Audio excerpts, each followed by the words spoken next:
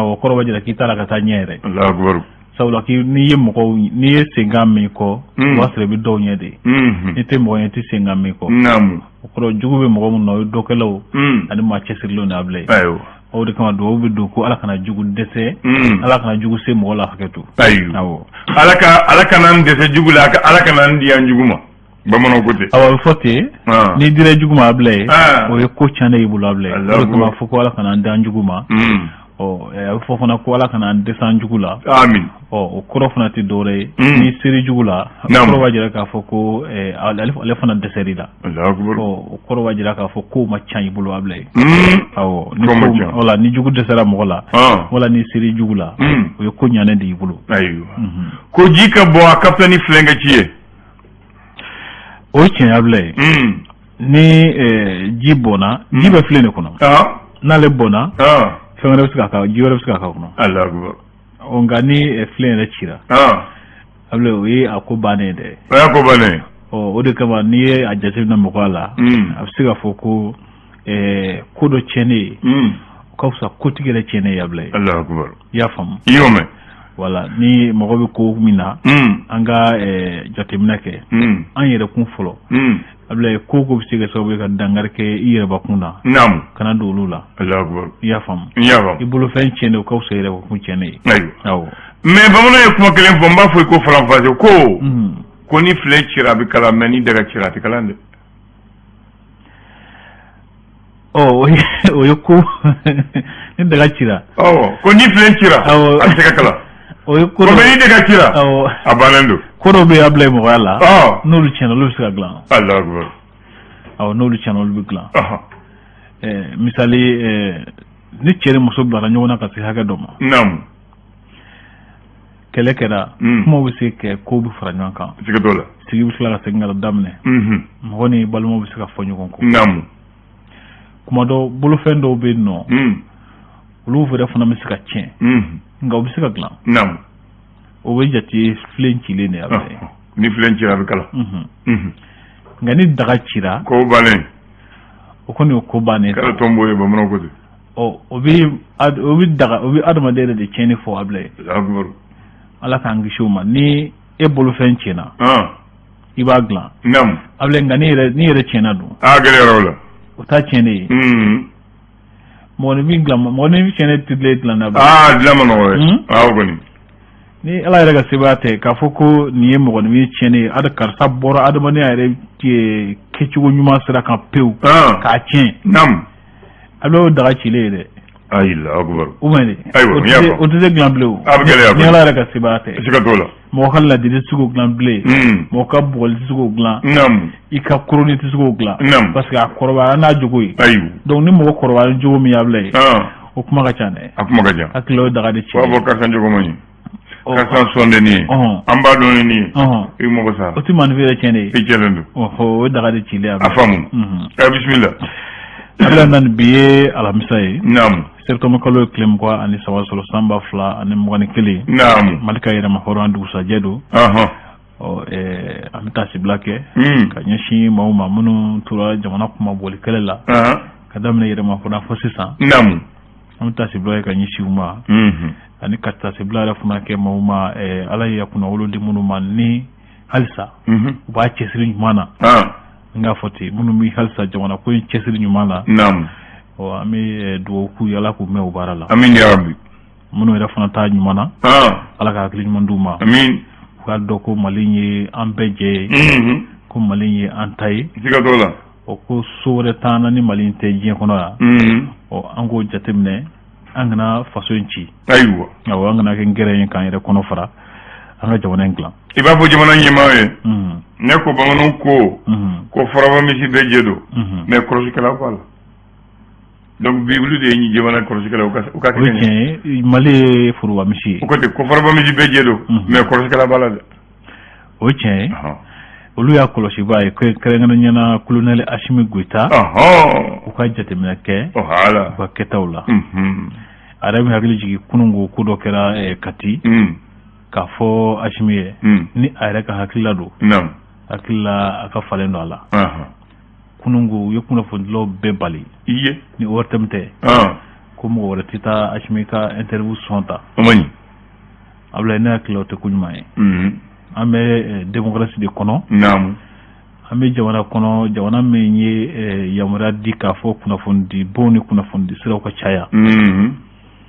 usika ko sege naam usika mo sege ga ka fo ko a niminte wartem la itena amani abla na mo ko baragelea kulu absige sababu ye ka gelea woro fana lawli si kuna fundi law joro fana ka bo jamana kono sika tola ko jatemine ortam kelenti sebide ortam kelenti se wa ale ashimire ni yaye ko mo ko be kala tura ka kuma la parce que ora kayre e kuna fundi bo ni la sika tola ango fanyo ko hede ko nale ga ko dale kuma fo mo fo e ortam la amu bo ortam siko ama la mene mais ka foko mo be dale na fa kira kuna fundi kayne kuna fundi bo mo to no te gelo nyire parce que be wa do ko ortam mi faso tay aywa boy ba to tumbe sira comme jamana wode ka bango bisika mo ko parce que kuna ni asmi ya ni force to ya même protocole ma we a kori fo ne referendum no ko sira tita na ki law mo ko jatemine e ma yakuna ay na ma taw e ma jabarana na wonya jabarana e ma mu telma ka mo ko ba koriwa abon ko leno ka ayo no sugubeke agila faso e 70 do ma me vele ko carte nationale oui ku ka journaliste barake kama go sege ko vérifier yani président ngana ka don ka to ku ko barake voilà ni joye ouais ni aw sigara mo mina ka fo 7 jonyon tabulu ak sugu labo sika tola o tegela yi ouais nga ka fore ko a aw ten naire agol manya abla ne akla ni ngelengol manya o te ko nyumayi ouais ko jatemine tubarikalla awo nadu ali global iwega kumake iwega ke folom na nya foye ni amanya ko ay tabal do labe tribune do labe ro do la nya ci mi clara abini joy be mi ka micro dai abini joy abi kuma na kuma na to khani bawna ngana abita ula mo tna gere ro solala ngam ay to tugudi mo mo ka son ni jawsoro afamna awo baraka ci wuy nya bi ubame akila no kera utlo bana de mo boyebi mbado bana voilà wati mo krengela do bulu ko nek juguma ngoma faso ko do beni baraki ci ko do o chen ne ko ambu ka ngona ta ka ngoya na ya yela fanga mbo do mo kuma ko ya ngono faso ko do o ni fana joro de able ay le ba ko ma ko ngonta kande ngoya na ka ta ibe kana eske ne wa to ko fa ko ay ngomu kuma ko ay mo do faso ko do jamana ko aw ko te fasa ko do abi jore mina abala o do ko do ako o parce que wise mo chama gulno la ko voilà anda gulno la ko la ma foti voilà sabula ulde nyum ko no le sharamita o do bul bekan siga dola donc o ko humo na ku ci do o ate u kalelite nga e fem fanando ni anjora nga fu en no mai voilà no fana kera o bisika to barabe nyawu siga dola alors anga ke fosse gere amba de mani l'indépendant kayere akada yanga kayere mais agele ambolo sa akuma ka chan colonel Assimi Goïta wajira ka fo ka la sele ko ko na mi to ke malika yere ma foro ya soufe 22 septembre la oko akoni ma se chamanje fanga kunche watima akanga kunche watima ko ama I nendu kuma la blandan ko France jamana ni Allemagne ni États-Unis ko fe ko Union européenne fana kangarda Mali jamana marabaw ye ka foko utafe Russie mercenaire ani Russie ka jeka bara sabati ani nwanche Ali Boubacar Diallo ni ale ADP Maliba Denfaye ko aka fondation Maliba ko lubena yiri ba biworo ani kele ko no turu Mali marabulu mukhan kono ablandan leso fasoko fatiri akodi ajira ka foko ben tola sunya na mara ko Mali ka sekon dongo asuga chama ko lu koni yo blaw flani debela blandan ko jamana nyama colonel Assimi Goïta ali ajira ka foko lakana mbala mbisena ko na farla nyogane am se ka ke ga na farla blandan ko atinye barabi gele lezi ko wili ala jara ka fo Mali sambi woro ani kelen soro ko sambi woro ni kelen ko anye munde ke ala ablandan kema ka o nyingani tomi bla do fana yu hakilla di sambiro ni klinka ko do kon hakilla ka foko jiga nyombe ka ko do jigi misane do kusube abla nana watimne ko sisan colonel Sadio Camara ko malifini to ska barakella fiya kon nana chumina anu mo be fon femino ko bloka buluka ko colonel Sadio Camara jorna ko minye les joko mo ko bolen wa do kala mabla aywa le canard dessiné alena jam bi kuma jawbiya anya mina ansaraka mun jatte mina kola oye Putin colonel Assimi Goïta ani ninkanga kay ci jawna finitiki nyamgo doy ani Macron France jawna nyamgo ale baraki kombo dengi kundo dafe ka laje ube lajere la colonel Assimi Goïta ni Putin ani fakati uka irisi jamana finitiki nyamgo ndo ma u sababu sokudo o ashi Emmanuel Macron keme ki kundo abe kashila ikungula kungulu do ne doneno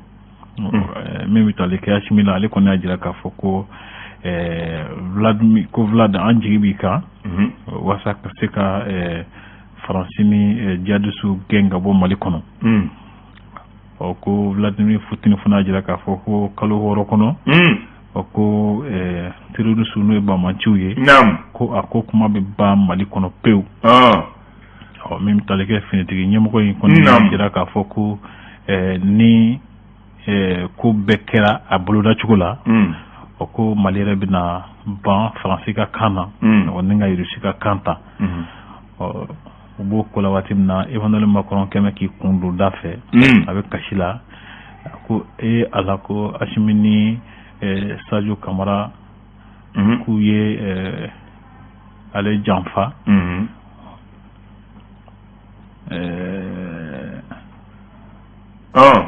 ko ale bina mundi force san France jamana dew nye o ni amaya ka foko ale joro bala ka min ala mali kono kale bina mu fo mali jamana dew nye sisabla nan anga fo mo ni jamu desene ko kuma tinyede de voilà jaado do jawde wala ka ko hakina le fo ko ma kare tinyeme ke tinyete voilà kaba ko fa dunya bromana ka ko baw ko kero na muso nywa soso na fon gele alikola ko soso lin ko ni kera bugole fo muso njogina akara titibu cheka sabalisa nga fo akara atitibu nga cheka sabali bo le fandam na ko chama non amase bugole ko ni ngo fandam na ko chama aywa d'accord mais fo mu ka muso bugo parce que fo gele su chene ni do awo fo la manisa fandam ma do su chene awo nyeme angana chewa encourager wala muso ba ko na so ngene bobo ya famu même wa mi biye ko fitini ko nyugo mu nyaka la atika dola o bendi o ko ni abina mo tani mo do su torolendo tala ka fo chenjo wala nga bina fo ni mo do su torolendo ko dola jango war ko la ni kuma do fora chugo dola bi abina de ko kuma do awo nga chenjo tala parce que ni anyaka na amana gela chugo na son korero o ko ni bogoli kana wala aywa awo anga jate bino chugo la tubarikalla ako zono mun na sinu ma woro jatedo nam ako kele kunuka maude kun kusebe sunu konnana aywo ako 15e arrondissement ma ko fole numine tubarikalla ako bagan zono kana jigila bagan zone be bagan gena do santandur jate ka akoni kuya kuntire de katana ka saka tani flyable nous les criminels o gela la sare ati sagom na la droga ta ni foka kunji o gela la sare akodi ko moto dok ma fika moto do chien sawal bu ko na nam abla ko tega dara kan ko jama ko ni abba de be bugo ka bla sani baluche o ya magaya ko ati do wano ko fe ko ko ne dien to able yeso on dana kuna fontelunye o klinga fama la kan ne do ko mo nyonche tubarikalla don be zonta don gele ko fendigita ba wono ko o tien ani ma farashon dondo abu joyla de ba wono ako kunu ko atumbe independence la wotea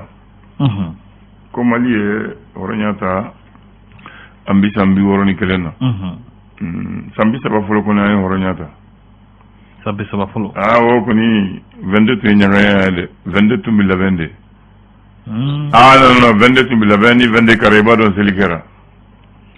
oche ni vende kera hal dugu tabulo fe bodo dugu den cogo i b'o dɔn o tiɲɛ an yɛrɛ ko dɔ waati min na commandant fɛ yen a bɛ cercle ɲɛnajɛw bɛɛ bɔ ka na ni cercle ɲɛnajɛw bɛɛ bɔra u bɛ si ka dɔn kɛ ka si ka foli kɛ dugu min na jɛ u tila ka tila la tuguni siga t'o la ɲɛnajɛw bɛ kɛ ni finitigiw bɛ yɔrɔ min na olu bɛ défilew kɛ nka anw fɛ yen finitigi kun tɛ yen wa an bɛ si ɲɛnajɛw la ka tile ɲɛnajɛw la bɛɛ bɛ na cercle kɔnɔ a ɲɛnajɛ kun ka di ni 22 kun sera ablaye hali an ka togodaw la an bɛ cibɔ kɛ ka wariw fara fara ɲɔgɔn kan ni 22 sera an bɛ si an ɲɛna kuma dɔw la an bɛ se ka ba faga su ka si ka dumuni kɛ ka tilen ka dumuni kɛ baara kun tɛ yen hali togodaw la an kun b'a kɛ ten nka sisan ablaye tiɲɛ yɛrɛ la e ye min fɔ 22 tɛ kɛ bilen dɛ maaw jɔrɔlen don siga t'o la mais n b'a fɛ ka mun fɔ ko 22 septembre 60 ko Mali kɛra Mali ye an hɔrɔnya ta mais yan'an ka hɔrɔnya ta Mali ye tɔgɔ caman sɔrɔ tubabu fɛ dɛ o ye tiɲɛ ye yan'an ka drapeau ta an ye drapeau saba an bɛ ka drapeau sabanan de Mali drapeau sabanan de ye nin ye tubabu nana waati min na 1880 ka n'a dɔn an kan tubabu ko an tɔgɔ ye territoire du Haut-Sénégal et Moyen Niger di territoire du Haut-Sénégal et Moyen Niger o de tun ye an ka faso tɔgɔ tubabu fɛ de 1800 jusqu'à 1882 après on a au territoire de la Sénégambie du Niger au Moubo o y'o bɔ la ko non an b'a falen territoire du Haut-Sénégal et Niger après ko non an k'o bɔ la ko le Soudan français 1920 wa o b'a la an ko tubabu ma an bɛ hɔrɔnya ta an ye hɔrɔnya ta ni Sénégal 59 encore an tɔgɔ ye pas Soudan français mais la République soudanaise o ma bɔ dɛ an ni Sénégal ko bon an bɛ kɛ jamana kelen ye an bɛ taabolo kelen kɛ fédération donc Soudan et Sénégal ko bon ça s'appelle on n'appelle pas le Sénégal ou la République soudanaise la fédération du Mali o tun fana y'an tɔgɔ ye an ni Sénégal cira ɲɔgɔn na an ma bɛn bɛɛ yɛrɛ ta donc 22 septembre 60 ko c'est la République soudanaise devient la République du Mali tɔgɔ cayara tiɲɛ yɛrɛ tɔgɔ cayara an ye tɔgɔ nin bɛɛ sɔrɔ yan n'an ka Mali sɔrɔ fo mɔgɔw k'o dɔn an bɛ Mali ko de la sisan an bɛ Mali ko de la o fana tɔgɔ dara le 22 septembre jeudi 22 septembre la République soudanaise est devenue la République du Mali a kuma fɔra lycée technique la voilà maintenant waati min na an bɛ français bolo français b'u tɔgɔ diyaɲɛ tɔgɔ kanw la an ka drapeau ni français drapeau de tun ye kelen bleu